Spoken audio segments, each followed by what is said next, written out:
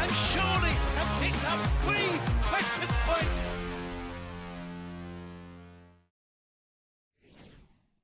Four games to go and 3 points separating the O's and the relegation zone. It is a crucial clash here in E10 this evening as the O's face Mansfield Town, and we're going to be bringing you all of the action here on Orient Live.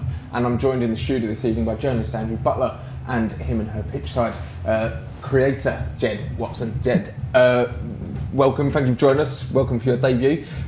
It's a really big fixture here for the O's tonight, really. A couple of games ago we might have thought we were safe. It's a really big game for us tonight. No, of course it is. And I think especially if you look at the sort of opposition we're up against, don't get me wrong, I think Mansfield are a decent side, but after losing away to Lincoln on the weekend, I think you sort of look at this one as someone you can bounce back in and get those 3 points and just create that sort of breathing room between us and Exeter. Similarly though, Mansfield maybe are looking at tonight as the one to seal their safety as well. Yeah, it's so funny, you know, the other day I was speaking to a family member who's unfortunately an AFC Wimbledon fan, and we were kind of reminiscing about a couple of weeks ago when we beat AFC Wimbledon, and you know, he was saying, oh, you know, you probably need the points more than us, and you kind of went down that kind of conversational route, and now all of a sudden they're below us in the table, and he messaged me going like, you know what I said about that a couple of weeks ago? I wish we had got the points, because it's been so kind of easy to get sucked back into that kind of the relegation scrap, I suppose. And yeah, but points today would be obviously hugely useful. We can sort of write off Saturday because of the fact that we were playing the league champions. But at the end of the day, we just got to, you know, get a win. A draw might be okay, but we should be targeting games like tonight to win. I mean, it's easy to maybe get sucked into the relegation talk or the bottom drop zone talk when you lose 2 games in a row. But if you look at that, you know, it was a perhaps unjust 106th minute loss to Huddersfield, who were in and around the playoffs. And then we could have got a point at Lincoln as well. You know, we've got to put them behind us now and look at tonight as kind of the final 4, win as many points as we can. Yeah, and I think, to be fair, against Lincoln on the weekend, I thought there was some positives to take from it. I thought first 10-15 minutes, I thought we started probably the better side, had probably 2 or 3 chances that we could have scored from. But then obviously they get the goal around the 20th minute, and obviously after the week they've had, once they go 1-0 up, the place is rocking and the game sort of goes against you a little bit, and then for them to get the goal on the stroke of half time, it's a bit of an uphill task from there. But I thought towards the end of the second half, we obviously put up a fight. Dom gets the goal, and we had a few chances towards the end. On another day, we could be coming back with a 2-2 draw.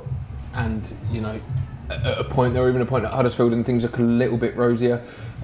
How nervous are you looking at the table and the games you've got left to go, Andrew? Yeah, I mean, you've got to be like mildly nervous. I'd be lying if I said that I walk into the stadium today, I didn't kind of have that like slight nervousness of just like trying to, you know, just get it done for the season and kind of go beyond doubt. But at the same time, you know, we are in a stronger position than the teams you know, below us, and it kind of, there's so many teams around us. It's so packed that you know, point or all 3 tonight just kind of puts us in the mix. You just look around and you see who's got kind of the harder games around and all that kind of business, and you know, you just want to kind of alleviate some of that anxiety around the place by getting the win tonight. It is incredibly tight around that drop zone, so hopefully there will be some crucial points for the O's this evening. But before we take a look at the teams, let's hear from the assistant head coach. It's Paul Terry. PT Mansfield on Tuesday night at home. What are your thoughts heading into the game? Yeah, just obviously a game we need to go into looking to win. You know, we've got 4 games left, and we need to do whatever it takes now to get the results that we need to stay in the division. How would you reflect on 2-1 defeat to Lincoln? Disappointed. We'll watch it back as well. You know, very disappointed, because I think, you know, if we'd have been, like I said on Saturday, better in the first half or the first 60 minutes really, and really gone after them a little bit and got after them, then I think there was something there for us. But didn't start great, but got ourselves back in with Dom's goal, you know, and then had a few chances towards the end. But, you know, disappointed with the defeat. Was it more disappointing specifically with how the goals were conceded as well? Yeah, 2 very poor goals from our point of view. You know, you look at them and it's, don't mark our men from set plays, you know, which we talked about all week, and people running off like winning duels, second balls, and then crossing into the box, you know. So it's like very disappointing, the 2 goals, but more disappointing with ourselves and how we started and our attitude towards the game, really. How important can it be to bounce back tomorrow night? Very important. Like I say, there's 4 games left. We've just got to go and take each game as it comes now, but make sure the next game is the most important one. Let's go and win the next game, you know. And I think we've got enough in this team to go and win. There must be a lot of confidence going 6 games unbeaten, obviously 2 defeats recently, but we know the squad can compete and play against anyone in the division. Listen, I think we've said it all season that the squad is good enough to compete at the top end of this league. You know, it just hasn't happened this year, and you know, I don't want to make excuse, but injuries and things like that have coincided with poor results and run of form. But listen, we're getting people back. The players that are in and around it now are good enough to compete. You know, so it's never been a problem with the quality of the squad or anything like that. You know, it's just like a bit more belief. Go out there thinking we can actually win the game. Go into Saturday's game playing top of the league, and we're thinking, well, I don't know what they're thinking. You know what I mean? But we need to just go out there and believe that we can win every single game in this division.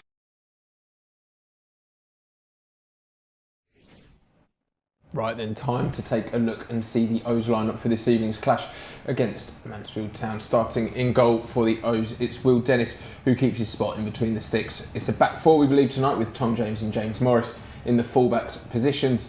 Dan Happy partners the captain Will Forrester. Idris El-Mazouni is alongside Azim Abdullahi, with Charlie Wellens occupying that 10 role. It's Dimitri Mitchell and Sonny Perkins who operate in the wide areas, with Dom Ballard leading the line for the O's this evening. And on the bench is Killian Cahill, Jack Simpson, AJ Matthews, Michael Craig, Tariq Bakinson, Caelan Casey, and Josh Koroma returns to the matchday squad as well. Now let's start with the formation, really, because Richie has been vocal about how he likes playing a 4. This is the formation he likes to play. Last couple of games it's been a 5, and maybe we haven't picked up the results. Do you see this as a positive move from Richie tonight? Yeah, 100%. But I think over the last couple of weeks it's mainly been sort of down to personnel, the reason why we've gone to that back 3, just because the only sort of players we've had available to us are mostly defenders. Obviously, Perkins come off the bench on the weekend and done fairly well against Lincoln, so he's rewarded with a start today. But yeah, I personally prefer the 4 at the back. I think we look a lot more fluid, and those sort of attacking players can sort of go forward and try and do what they want to do. But yeah, I'm happy to see it, to be honest. Absolutely, and you know, when it is a team who aren't champions elect or gunning for the playoffs, yeah, do you want to see the O's take the handbrake off a bit and try and sort that goal difference out? Yeah, well, put points on the board and put on a show. Yeah, of course. Well, where we can. I think something that we have struggled a lot this season is kind of like keeping things tight at the back as well as putting on the show. I mean, obviously, Ollie, come on.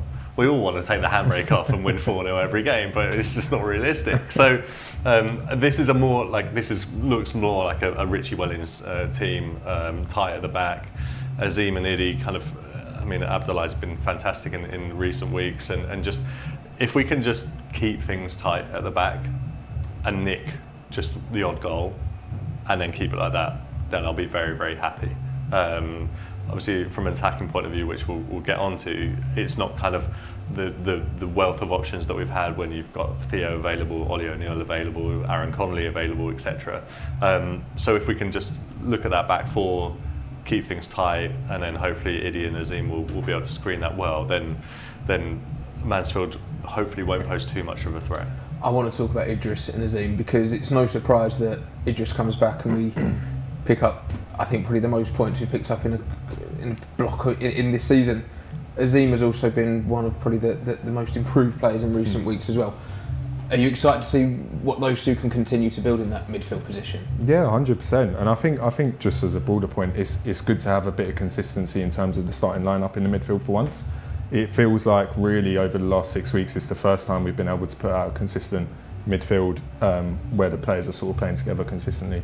But yeah, I completely agree on Azim. I think when you look at his sort of frame and his attributes, I think you look at him and think he has everything to sort of be that sort of all-action midfielder where he can break up play, he can sort of recycle it, pass it on to Idi, you can take the ball forward and stuff like that. So yeah, long may it continue, because I think if you can get a good version out of Azim, then he's going to be a really pivotal player for us, to be honest. It's also a confidence thing with Azim as well, and yes, he has struggled to kind of find his place, I suppose, in the team and find his position more importantly. And he is a confidence player, and hopefully the last few weeks he's thought, actually, I can make this position my own. It was a position in which, for large swathes of the season, especially with Iddy out, we were struggling to kind of fill that hole, and people were thinking like, we've got Darren Pratley managing the under 20. Can we still get him back in? So it's nice to see that Azim and Iddy have kind of made those spots their own in the last few weeks. Absolutely. I mean, when you look at you both mentioned the attributes they've got, and in terms of the legs, the athleticism, both of them getting on the ball, I mean, it's just a really nicely balanced midfield too. Yeah. I think that's what you need in this sort of league, two sort of all-action midfielders in there that can break up play. I just think it, like you mentioned earlier, if we had that sort of attacking talent where they could just sort of break up the play, give the ball to them, then I think we'd definitely be picking up a lot more points on the ball there. But yeah, it's like I said, it's just good to have consistency in the midfield and have players that are able to stay fit and build some momentum. And of course, goals do win games. We want to see 4-0. We want the handbrake off. You've touched on it already. This is probably the only 3 attacking players we've got fit at the club, by Josh Crome, who's just had a baby, which is always coming back into the squad. So it's threadbare. But if there's one man who can carry the weight of the side and score some goals, it's Don Ballard. Yeah, we've said for a lot of the season, kind of, it feels unfair for him to carry that burden of goal scoring. Yet he seems so kind of unbothered by the fact that he's carrying that weight of expectation, and because he just keeps on scoring goals. And you speak to him after the games, and he kind of is a wonderfully kind of youthful exuberance of just well, that's my job, that's what I'm here to do, and I score goals, and it's it's enjoyable, and we enjoy it as well. So it doesn't show any kind of signs of letting up. The fact that he got a goal on Saturday against the league leaders is obviously a big plus in amongst an unfortunate loss. But yeah, we've struggled a little bit this season. I think it's fair to say, having the other players around that to kind of like fill out those goals and assist column. But hopefully Mitchell, Perkins, Wellens will think, actually, I want to increase those stats for myself as well this evening. It's a good point, and a massive chance for Sonny and Dimitri especially, who they've both been in and out of the squad, in and out of the side for the whole season for various reasons, injuries and everything. So for tonight, such a crucial game, we need goals. If there's any 2 players on the pitch that you'd expect to be especially up for it, it would be them 2. Yeah, 100%.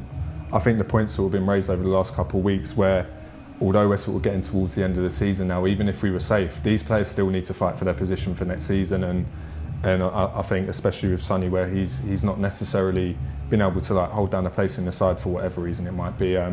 I think those 2 especially have to just see this as a huge opportunity while the players are out, just to really sort of stamp their authority and put a mark down to say that next season I want to be a sort of valuable member of the squad and be able to contribute next season. So yeah, I think if we've got any chance of winning today, those 2 have to step up.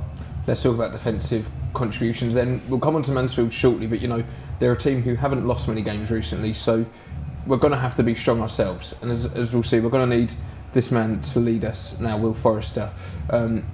He's been immense of late, an unfortunate own goal on Saturday.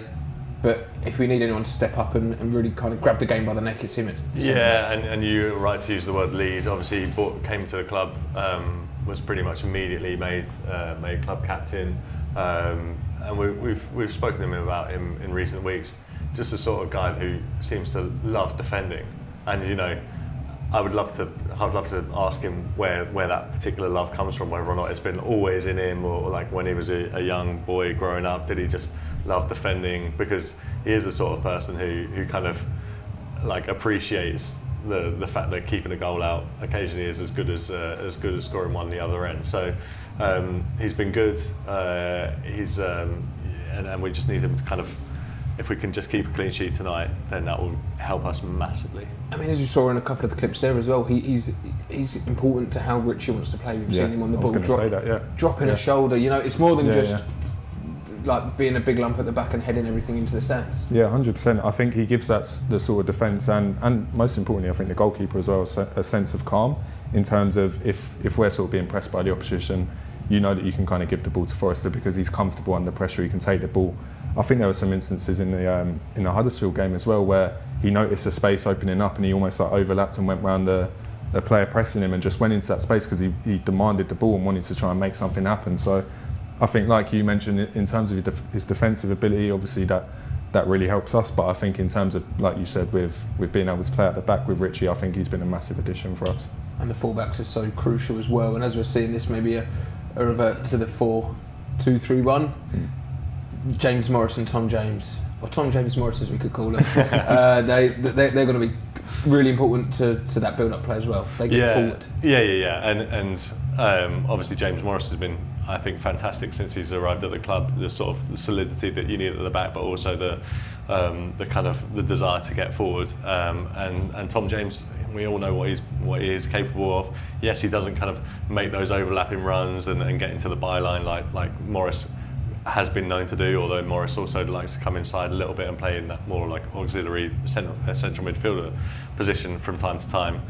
They both got great ability, and it'll be fun, I think, to be them in training and see kind of like who can put the best ball in the box, who can deliver the best ball, I'd like to see an opportunity here tonight where, okay, probably Tom James would take a right-footed free kick. I wonder if James Morris would take a left-footed one. But I'm sure Tom James would also fancy himself. Well, Tom James yet to score a goal this season. When you think back to the last 3-4 years now, he's got a catalogue of worldies. Yeah. He's probably got to be looking at these last 4 games. So we've seen James Morris get in with a couple. Yeah.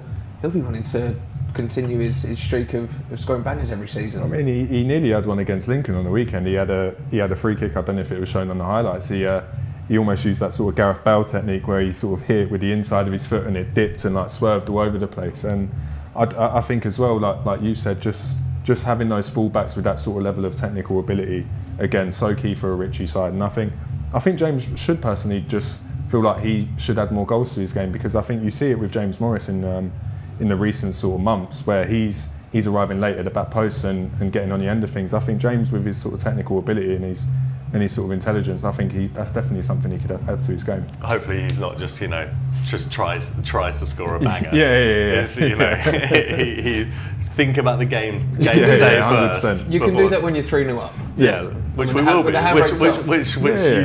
Which you're adamant we will be. I won't get too confident just yet. It's obviously a massive night for the O's, and it's going to have to be a strong defensive performance from the O's as well. And as we've said, Will Forrester, he's the man leading the side tonight. So let's hear from his pre-match thoughts now. Lincoln was a tough game. I think in the first half we were nowhere near the level that we've set, but I think in the second half we showed how good we can be, especially against the top of the league. Congratulations to them. They're probably going to win the league this weekend, is it? So they're obviously a really good team, and I think in the second half we showed how good we can be when we're at it and we're aggressive. But I think in the first half we give ourselves a mountain to climb. I'll take some of the blame for that, for the own goal. That's my mistake. But I think on top of that we weren't good enough as a team. So that's something that we've looked at today, and we've reviewed the game, and tomorrow we know what we've got to do to start the game better and put a better first half display in.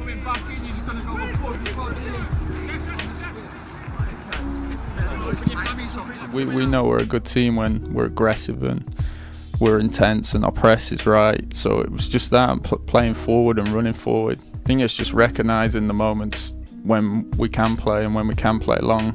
Like Lincoln, for example, they're not the greatest team technically, but they're very good at turning you around and putting balls in your box and playing percentage football, which is something that we need to get better at as a team, knowing when the right moment is to play and the right moment to maybe just leave it in behind for 10 minutes and squeeze up the pitch. Will, Nazim, Sonny, Avery, Casey, Alfie, Conley. We had opportunities to at least take a point from the game. Like you said, my header at the end, I probably could have scored another one before that. So it's just fine margins, but I think them being at the top of the league, you kind of get that little bit of luck, whereas maybe us being towards the bottom, the kind of luck goes the other way. But that's football, it's always the same. So But yeah, I think there was a lot of positives to take from the second half, and we just have to take that from the game and take it to the game on Tuesday against Mansfield. Hey, come on, get in, help him! Come on! He wants to go in, us! Come on!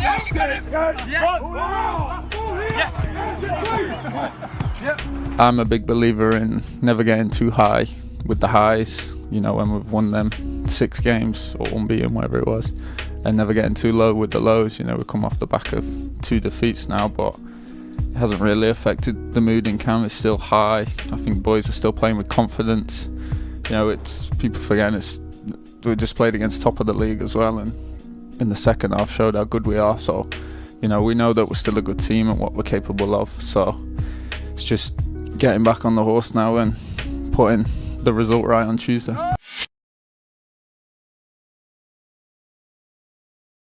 Is lunch at work awesome? If so, tune out now. If not, keep listening. Picture this: chef-made meals from local restaurants brought right into your workplace. No sad sandwiches, no tired menus. By tapping into the local restaurant scene, Fuda powers workplace dining for companies across the U.S., giving teams flavor, convenience, and authenticity. Half of Glassdoor's best places to work have partnered with Fuda. Is your team ready to upgrade its workplace food scene? Find out how at Fuda.com. That's FOODA.com. You have a choice. You can waste 20, maybe 30% of your media budget, spend millions reaching bots, the wrong people, or no one at all. Or just use 0 to 1. It knows who's ready to buy. It's over 85% accurate. 0 wasted spend. The future of marketing isn't guessing. It's knowing.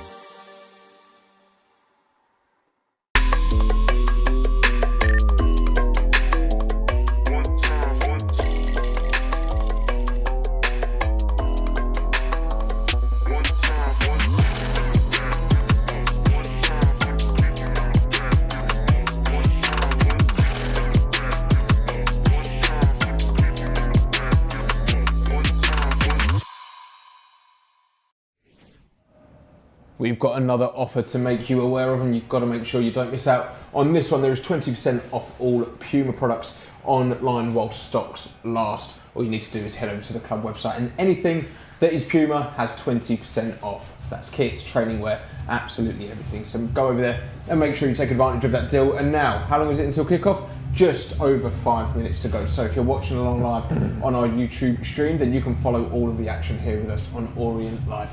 It's just £10 to watch along. If you're watching from overseas, and UK fans, you can pick up an audio pass to listen along with Dave Victor and Matt Hiscock. But now let's turn our attention to the visitors this afternoon, and it's Clough's Mansfield Town who are looking to cement their place in League One. And starting in goal for the Stags, it's Harry Lewis. We believe it will be a back four tonight, with Fraser, Blake, Tracy and Kyle Noyle in the fullback positions. The captain Ryan Sweeney partners Adedeji Oshiala at the back. Louis Reed sits just in front of the defence, with Rugen Hendry and John Russell ahead of him. Lucas Akins and Joe Gardner are in the wide positions, with Tyler Roberts leading the line. And on the bench for Mansfield, it's Elliot Hewitt, Nathan Mariah-Welsh, Stephen McLaughlin, Reece Oates, Will Evans, Victor Adebayojo and Oliver Iro. So, what are we expecting from Mansfield, Andrew? They've only lost one in their last 7 or so. A narrow defeat to Arsenal in the last 8 games. It's not that that's that hard. You were going to say narrow defeat to Arsenal is not anything to write home about these days. Yeah, I mean the FA Cup run has obviously been the kind of the highlight of their season. They were thoroughly deserving of it. The kind of town got fully up for it, and yeah, they've been steady, if not spectacular throughout the season.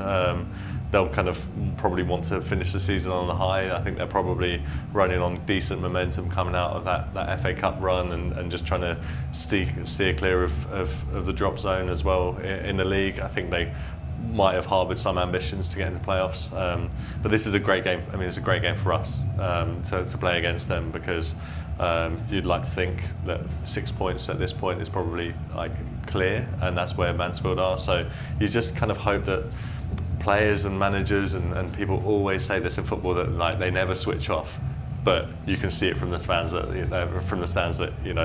coming up to this point in the season, sometimes they do. So they are, they'll be a very tough side to beat, but hopefully we can just be, bounce back from Saturday and get the win. And looking at the table, then they've played 2 less games than ourselves. They've only played the 40 due to that FA Cup run. They've conceded over 20 goals less than us, though. I doubt they're going to concede 2 in those 2 games in hand. They're a really strong defence, and they're no mugs. No, they aren't no mugs. I mean, as seen when we went to their place at the beginning of the season, they beat us fairly comfortably 4-1. So, I think the only sort of hope that you can sort of cling on to is what you said, where they probably feel like they've got enough of a buffer from themselves to Exeter. And yeah, look, I know they've been on a pretty long unbeaten run themselves, but losing to Wigan on the weekend, and I think the 2 games before that were draws. So technically it's 3 without a win, and hopefully we can sort of capitalise on that today. As the atmosphere is building here in E10 though, Andrew, they are hopefully the slightly more relaxed side. Hopefully we can really take this game to them and as we said earlier, grab it by the scruff of the neck. Well, I mean, we have to be up for it, and the thing that we have shown in the last couple of months, fortunately, really, because it was looking a bit more perilous about 6 or 7 weeks ago, that we have got up for games and we have managed to put points on the board. Okay, we've had some unfortunate things go against us, especially that last minute Huddersfield one a couple of weeks ago, and obviously the loss on Saturday. But really, hopefully we can just get up for it. It feels like one of those slightly more balmy spring Tuesday evenings that usually lends itself not to a 0-0 draw. I'm thinking of that Northampton game from last season. Remember? It was amazing. If we have the drama of that game, then we are in for a treat this evening. But Jed, might there be a bit of nerves in the squad looking over our shoulder? Tonight is that game in hand to really kind of finish off the season. We've got to be professional here. No, of course, and listen, I don't think it means we're going to go down if we don't pick up a win here today. I think you look at the last sort of 3 games from now to the end of the season, there's winnable fixtures in there, but obviously you would ideally want to get the results today to then take that pressure off for the rest of the season. And 6 points from us to Exeter, with having played that game in hand, I think everyone sort of starts to calm down a little bit, the squad, the fans, and then like I said, all you've really got to do from there is maybe get 1 or 2 more points. So. Well, let's remind ourselves of how the O's shape up for this evening fixture. It is Will Dennis in goal with Tom James and James Morris in the fullback positions. Will Forrester partners Dan Happy at the back. It is Eam Abdullah and Idris Hamazuni in the heart of midfield, with Charlie Wellens ahead of them. Dimitri Mitchell and Sonny Perkins are in the wide areas, with Dom Ballard leading the line. So are we hoping for some free-flowing, exciting football here, Andrew? Come on, I'm excited for it. Handbrake off. No, I'd rather just keep. Well, obviously I'd rather handbrake, exciting stuff, but I think the message will probably be keep it tight, try and put a bit of pressure on them from an attacking point of view, see how well you can interact. Obviously the Perkins, Wellens, Mitchell behind Ballard isn't a familiar situation for them, so there might have to be a bit of understanding from the stadium and from the stands that it might not everything might come off immediately, but hopefully we'll get all the 3 points. Well, kickoff is very nearly upon us, so it's time to hand over to our match commentary team of Dave Victor and Matt Hiscock.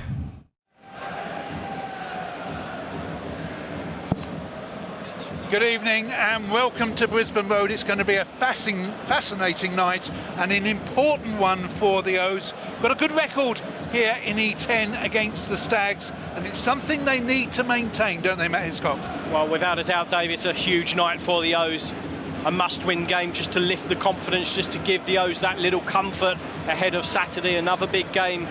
But it won't be easy. We know how tough a test this Mansfield Town team were when we faced them at Field Mill. Seems a long time ago now. It was a long time ago. Much has changed, but this, make no mistake, is a must-win game for the O's tonight.